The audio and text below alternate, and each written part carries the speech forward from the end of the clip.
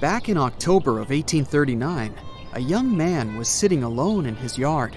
He was playing around with a makeshift camera that featured a lens made out of opera glasses.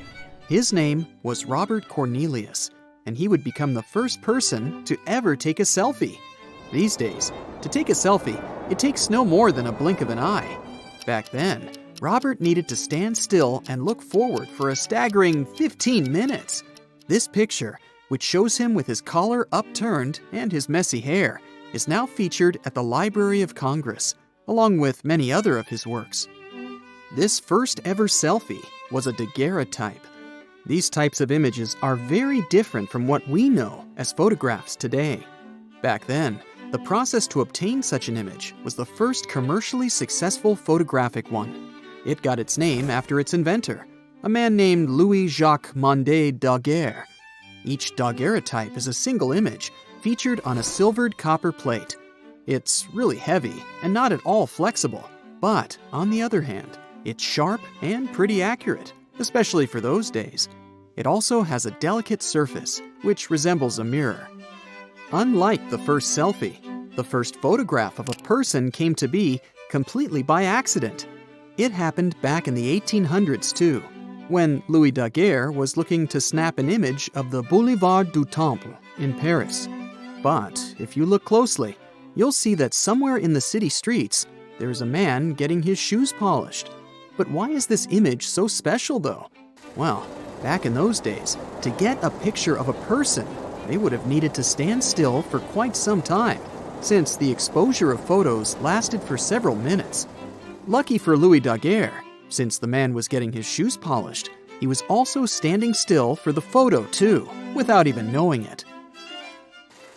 Since it took so long to take a good quality picture, you can easily imagine, the younger the subject, the more difficult it would become to keep them standing still for such a long time. Take a look at these 19th century family pictures. Seems creepy enough, right? That weirdly veiled figure in the background has a very specific purpose. Most often, it was the mother that had to dress up in the background so that she could safely hold her offspring in her lap and calm them down while taking the photo. Some would dress up as chairs, others as curtains, while some just slapped a carpet over themselves for the perfect Victorian portrait. Otherwise, everyone would be bouncing around, and the photos would have become a blurry mess. While we're on the subject of Victorian photographs, ever seen anyone smiling in any of these? Yeah, you wouldn't have either, if you'd have been photographed that way, trust me. For people to remain still for as long as possible, photographers often used back braces for their subjects. Let's just say they weren't the most comfortable contraptions. Even with these weird tricks and gizmos, Victorian photos weren't always perfect. That's why almost all of them were manually retouched with a pencil after they were taken. Think of it like the ancestor of Photoshop. Also, Queen Victoria was a trendsetter in her own right when it comes to photography. She is said to be the first one to have used the word photo. She probably came to use this abbreviation since she was the first British monarch to be photographed. How about the word itself? Photography. Where does that come from? It originates from Greek, and it translates to drawing with light. These days, you can take a picture with almost every sort of gadget. Your laptop can take a picture, your phone, and you might even get to snap a selfie with your smartwatch. It's almost impossible to figure out exactly how many pictures are taken each day, but some have estimated the number to be over 1 trillion each year. Other reports mention that there are 95 million photos uploaded every day on Instagram, and over 300 million on Facebook. Most of us think we have a good side when taking pictures. People at Wake Forest University did some interesting research on the subject and found that to be quite true. Our left side does appear to be more attractive, and it may have to do with the fact that the left side of our face shows more emotion than our right side. The Apollo 11 mission reached the moon in 1969, and the crew carried with them 12 Hasselblad cameras. They were intended to snap those valuable images of the moon's surface for all of us to see. So where are they today? Well, they were left there on the moon. Neil Armstrong and his crew decided that the cameras were too heavy to carry back, especially since they wanted to bring back home over 50 pounds worth of rock samples. They did bring the film back though. The oldest photograph in the world is about 200 years old. If that's not impressive enough, it also took around 8 hours to capture it.